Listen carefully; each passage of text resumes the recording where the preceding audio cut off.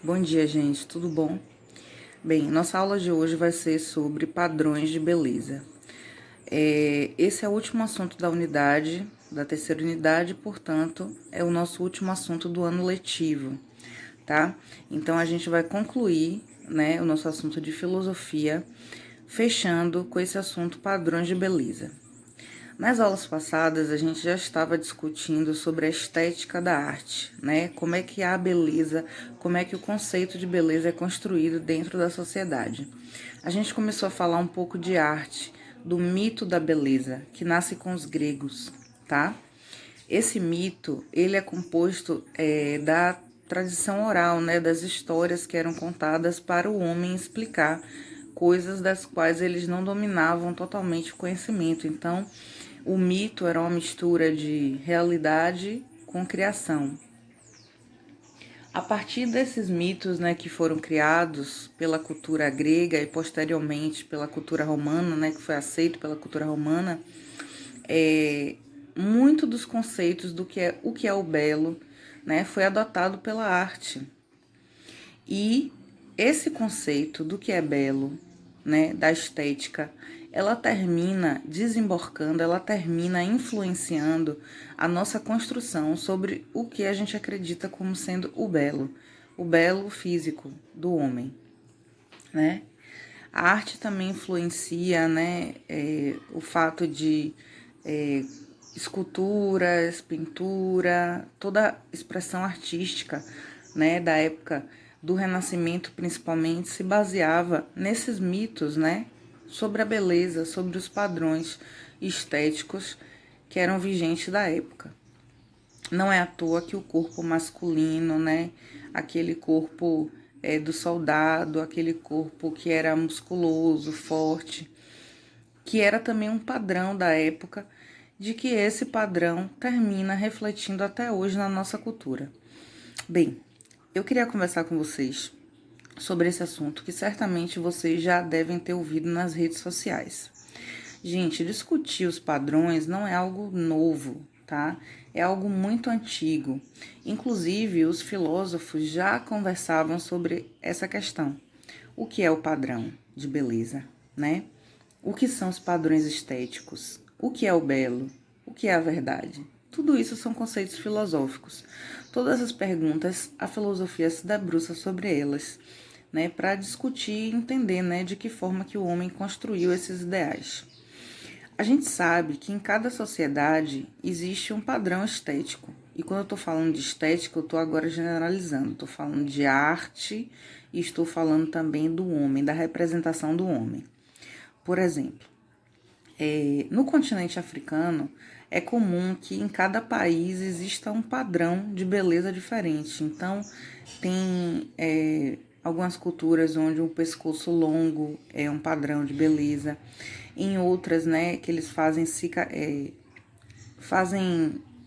cortes no rosto para que cicatrizem. Aquilo também é um padrão estético de beleza. E a gente agora vai falar do Ocidente, nós, né? Bem, o que influenciou a construção da nossa estética da beleza? Gente, a construção do belo, ela nasce com o mito da beleza, tá? Posteriormente, o homem começa a se debruçar sobre a sua própria estética, principalmente no Renascimento. Eu tenho ali Leonardo da Vinci, né, com as suas pinturas anatômicas, né? A gente tem as esculturas, né, muito importantes que representavam também os mitos gregos. E como a nossa cultura, eu estou falando agora do Brasil. Como a nossa cultura é uma cultura que é uma cultura de colonizados, nós fomos colonizados por Portugal, tá? E geralmente o colonizador, ele impõe sobre o povo colonizado a sua cultura. E a cultura dos portugueses era uma cultura greco-romana, né? Eles sofreram muito influência dos povos gregos. E eles terminam trazendo com eles essa idealização do que é um padrão estético dos corpos masculinos e femininos para o Brasil. Apesar da gente ter sido colonizado por Portugal, a gente sabe que o Brasil é um país composto de muitas culturas diferentes, né? Afinal de contas, nosso povo é constituído por os nativos indígenas, né, que já aqui já estavam, o colonizador português, povos africanos de diversos países da África, do continente africano, então já são também culturas diferentes. Mas mesmo assim, com toda essa diversidade, a gente continua, né, aceitando os padrões do colonizador. Por que isso? Porque, gente, esse padrão da estética, nosso padrão foi importado, né? No momento que o Brasil ainda era colônia de Portugal, tudo que era tido como bom, como bonito e como belo, era tudo, todas referências da Europa. Então a gente exportou essas referências de beleza. É por isso que hoje em dia há uma discussão muito grande para a gente entender por que, que o nosso padrão, por exemplo, não é o cabelo cacheado, e sim o cabelo liso. Por que, que o padrão brasileiro é a pele mais clara? Porque esses padrões foram importados pelo colonizador, né? A cultura do colonizador, ela foi imposta sobre aquele povo que estava ali, tanto sendo escravizado, como o povo nativo que estava sendo colonizado. Então, a gente percebe que esses padrões, eles refletem até hoje, né? E hoje a gente discute, né, para entender, né, por que, que a gente não pode aceitar diversos padrões. Afinal de contas, a cultura do nosso país, ela foi composta por muitas culturas. Eu estou falando amplamente, né, dos portugueses, dos nativos indígenas e dos povos africanos. Mas a gente também teve influência dos japoneses, né, no século XVIII.